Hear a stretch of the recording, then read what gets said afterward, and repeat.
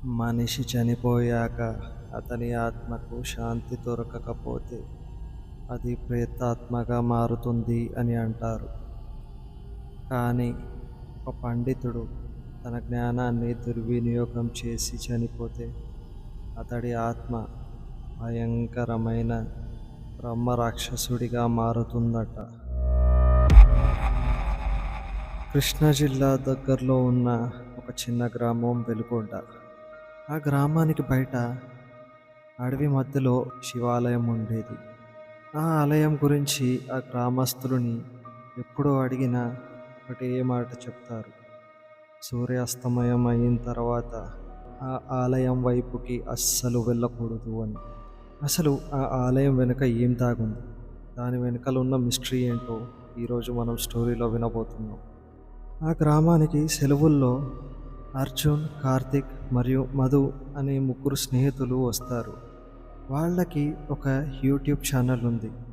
వాళ్ళు paranormal videos and ఎక్కడైతే haunted places ఉంటాయో అక్కడికి వెళ్ళి వాళ్ళు వీడియోస్ తీసి యూట్యూబ్ ఛానల్లో అప్లోడ్ చేసేవాళ్ళు. ఆ రోజు కూడా వాళ్ళు అదే ప్లాన్ వేసుకున్నారు. కార్తిక్ ఇలా అంటాడు: ఈ haunted temple story super content అవుతుంది కదా. దానికి మధు, రాత్రి వెళ్ళి షూట్ చేస్తే వ్యూస్ పక్కా వస్తాయి, కానీ అర్జున్ మాత్రం భయపడుతున్నట్టున్నాడే అని అంటాడు. దానికి అర్జున్ భయపడుతూ, గ్రామస్తులు అంతగా వార్న్ చేస్తున్నారు కదా, వెళ్ళకపోతే బాగుంటుంది, కానీ వ్యూస్ కోసం మాత్రం వెళ్ళాల్సిందే అని అంటాడు. వాళ్ళు ముగ్గురు మాట్లాడుకొని ఆ రోజు రాత్రి 11 గంటలకు వాళ్ళు కెమెరా తీసుకొని అడవిలోకి బయలుదేరారు. అడవి లోపలికి వెళ్ళే కొద్దీ చుట్టూ చీకటి, ఎటు చూసినా నిశ్శబ్దం. అప్పుడే పక్కనే పొదల్లో నుంచి ఏదో శబ్దం మధుకి వినిపించింది. మధు వెంటనే కెమెరా లైట్స్ ఆన్ చేసి అటు ఇటు చూశాడు, కానీ అక్కడ ఎవ్వరూ లేరు. ఆలయం దగ్గరకు రానే వచ్చింది. ఆలయం దగ్గరికి వెళ్ళగానే తలుపులు తనంతట తానుగా తెరుచుకున్నాయి. మధు వెంటనే అది చూసి, ఇదే మన ప్రాంకా అని అంటాడు. అందరిలో ఏదో తెలియని భయం మొదలైంది.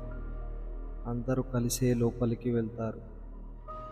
ఆలయం మధ్యలో పాతపడిన ఒక యజ్ఞగుండం ఉంది.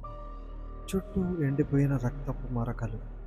గోడ మీద సంస్కృతంలో ఒక వాక్యం రాసింది: జ్ఞానాన్ని దుర్వినియోగం చేసిన వాడు బ్రహ్మ రాక్షసుడిగా మారుతాడు అని.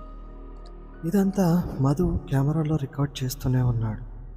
కానీ అప్పుడే సడన్గా అతని కెమెరా ఆఫ్ అయిపోతుంది. అర్జున్ వెనక్కి తిరిగి చూశాడు. ఒక పొడవైన నీడ గోడ మీద కనిపించింది. కార్తిక్,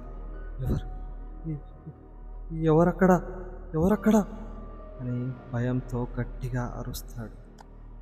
వెనక్కి తిరిగి చూస్తే మధు మాత్రం కనిపించలేదు. అసలు మధు ఎక్కడికి వెళ్ళాడో అర్జున్ మరియు కార్తిక్కి అస్సలు తెలియదు. ఆలయం చివర చీకట్లో 2 ఎర్రని కళ్ళు కనిపించాయి. అది ఒక భయంకరమైన ఆకారం. పొడవైన జుట్టు, కాలిపోయిన శరీరం, పెద్ద గోర్లు. అది మనిషి కాదు, బ్రహ్మ రాక్షసుడు. నా మిత్రుని భంగం చేసిన వాళ్ళు బ్రతికి వెళ్ళరు. ఎవరది? అర్జున్ మరియు కార్తిక్ పరిగెత్తడం మొదలుపెట్టారు. కానీ ఆలయం బయటకు వెళ్దామంటే దారి కనిపించలేదు. ఎక్కడ చూసినా అవే గోడలు, అదే గంటల శబ్దం.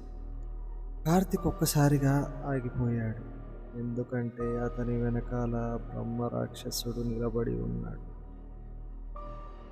అర్జున్ ఒంటరిగా బయటికి పరిగెత్తాడు.